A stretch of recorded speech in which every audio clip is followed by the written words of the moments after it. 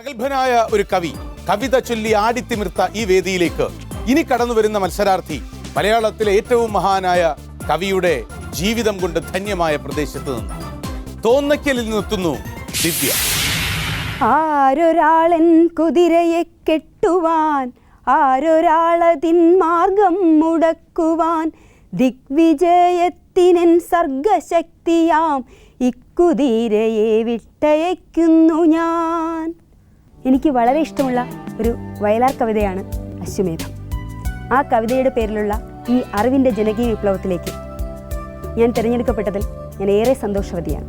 എൻ്റെ പേര് ദിവ്യ പി നായർ. ഞാൻ കുമാരനാശാൻ്റെ ദേശമായ തോന്നയ്ക്കൽ നിന്ന് വരുന്നു. ആദ്യ സ്റ്റേജിൽ തന്നെ എനിക്കിതിൽ സെലക്ഷൻ കിട്ടിയതിൽ ഞാൻ വളരെ സന്തോഷവതിയാണ്. GS പ്രദീപ് സാറിനെ പോലെയുള്ള ഒരു വേഴ്സറ്റൈൽ ജീനിയസിൻ്റെ മുന്നിൽ മത്സരിക്കാൻ ഇരിക്കുക എന്ന് തന്നെയാണ് ഒരു മഹാഭാഗ്യമായി ഞാൻ കരുതുന്നു. ഞാൻ മുഴുവൻ തുകയും വിൻ ചെയ്യും എന്ന് തന്നെയാണ് എൻ്റെ വിശ്വാസം. ദിവ്യ, പ്ലീസ് വാക്ക് ഇൻ.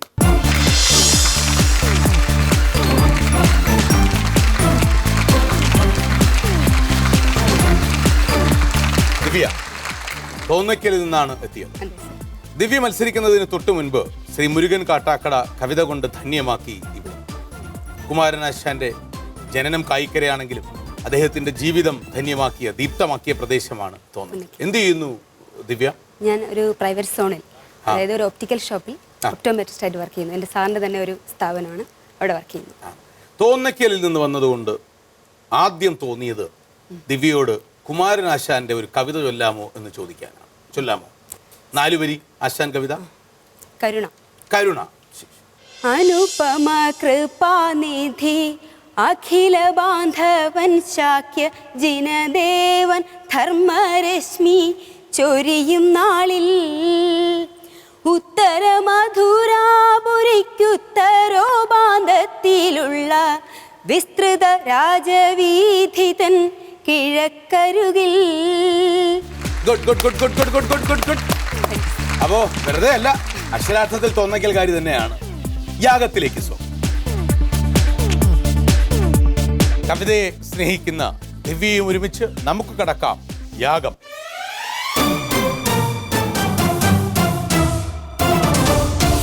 ദിവ്യ, നന്നായി കവിത ചൊല്ലി കേട്ടോ. ആ ബൗളിൽ നിന്നും പ്രാർത്ഥിച്ച് ഒരു വിഷയമുണ്ട്. എന്താണ് ദിവ്യ വായിക്കുക? മഹാഭാരതം. മഹാഭാരതമാണ് ദിവ്യയ്ക്ക് ലഭിച്ച വിഷയം. ഞാൻ പറയുന്ന വാചകം ശരിയോ തെറ്റോ എന്ന് പറയുക. ധൃതരാഷ്ട്രർക്ക് 102 മക്കളാണ് ഉണ്ടായിരുന്നത്. ശരിയോ തെറ്റോ? ശരി. എങ്കിൽ ദിവ്യ പറഞ്ഞ ഉത്തരം ശരി എന്ന ഉത്തരം 100% ശരിയാണ്. ധൃതരാഷ്ട്രർക്ക് 102 മക്കളാണുള്ളത്. കൗരവർ 100 പേർ, സഹോദരിയായ ദുശ്ശള. ഗാന്ധാരിക്ക് 101 മക്കളേ ഉള്ളൂ. ഈ പറഞ്ഞത് ധൃതരാഷ്ട്രർക്ക് ഒരു വൈശ്യ സ്ത്രീയിൽ ജനിച്ച യുയുത്സു എന്ന മകൻ കൂടിയും. 102 ധൃതരാഷ്ട്രരുടെ മക്കളുടെ എണ്ണം. മിർ റിയൽറ്റേഴ്സിന്റെ 1000 രൂപ സ്വന്തമാക്കി കഴിഞ്ഞു. ഇനി 2500 രൂപയ്ക്ക് വേണ്ടി രണ്ടാം ബൗളിൽ.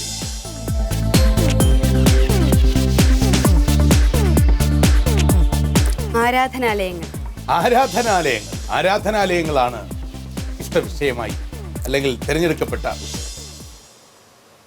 ലോകത്തിലെ ഏറ്റവും വലിയ മുരുക ക്ഷേത്രം സ്ഥിതി ചെയ്യുന്നത് എവിടെയാണ് എന്നാണ് എൻ്റെ ചോദ്യം.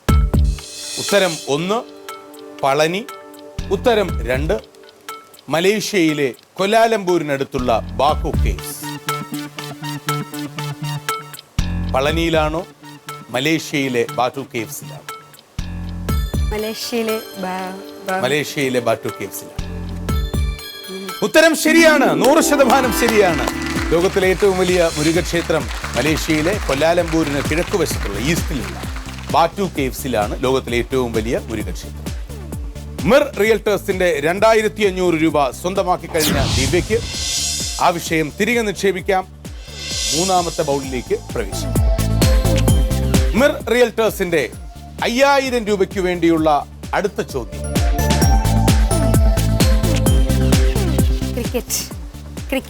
ക്രിക്കറ്റ് ഇഷ്ടമാണോ? ക്രിക്കറ്റ് കാണും. ചോദ്യം ഇതാണ്. അന്തർദേശീയ ടെസ്റ്റ് ക്രിക്കറ്റിൽ ആദ്യമായി സെഞ്ചുറി നേടിയ കളിക്കാരൻ ആരാണ്? Choice 1 Charles Bannerman, choice 2 Sunil Gavaskar, choice 3 Geoffrey Boycott. Bannerman, Gavaskar, Boycott. എന്തോ ക്ലൂ എന്തെങ്കിലും തരാൻ പറ്റും? ക്ലൂവോ? ക്ലൂ എന്തായാലും ഒരു ഓപ്റ്റിക്കൽ ഷോപ്പിലാണ് ജോലി ചെയ്യുന്നത് എന്നല്ലേ പറഞ്ഞത്? ആ ഓപ്റ്റിക്കൽ ഷോപ്പിന്റെ മുകളിൽ അല്ലെങ്കിൽ അതിനടുത്ത് അദ്ദേഹത്തിന്റെ പേരിന്റെ ഒരു ഭാഗം ഉണ്ടാകും. ആരാണ്? ചാൾസ് ബാനർമാൻ. ചാൾസ് ബാനർമാൻ. ബാനർ ഉണ്ടല്ലേ കടയുടെ മുകളിൽ? ഉണ്ട്. ലോക ക്രിക്കറ്റിൽ ആദ്യമായി സെഞ്ചുറി നേടിയ ആൾ മാത്രമല്ല, ആദ്യത്തെ റൺസ് നേടിയതും ചാൾസ് ബാനർമാൻ തന്നെയാണ്. ശരിയായ ഉത്തരം. കൺഗ്രാറ്റുലേഷൻസ്. മിർ റിയൽറ്റേഴ്സിന്റെ 5000 രൂപയുടെ സമ്മാനം സ്വന്തമാക്കി കഴിഞ്ഞു. ഇനി 4ാം കടമ്പ 10000 രൂപയ്ക്ക് വേണ്ടിയുള്ള ആ 4ാം കടമ്പ ഒരു ദൃശ്യത്തെ ആസ്പദമാക്കിയാണ്. നമുക്ക് ആ കാഴ്ച കാണാം.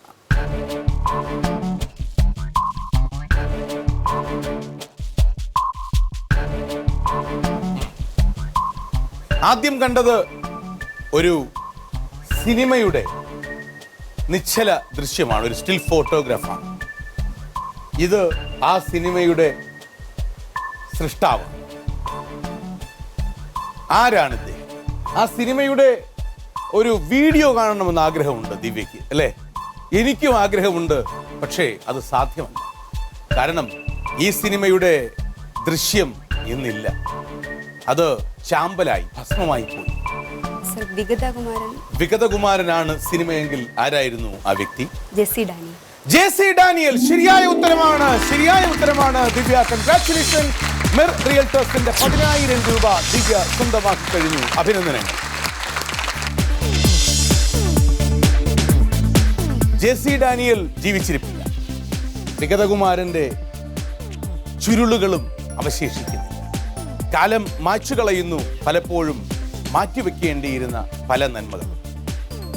ദിവ്യ മത്സരത്തിൽ യാഗഭൂമി പിന്നിട്ടു വിജയകരമായി തന്നെ. മിർ റിയൽറ്റേഴ്സിന്റെ 10000 രൂപ സമ്മാനവും നേടിക്കഴിഞ്ഞു.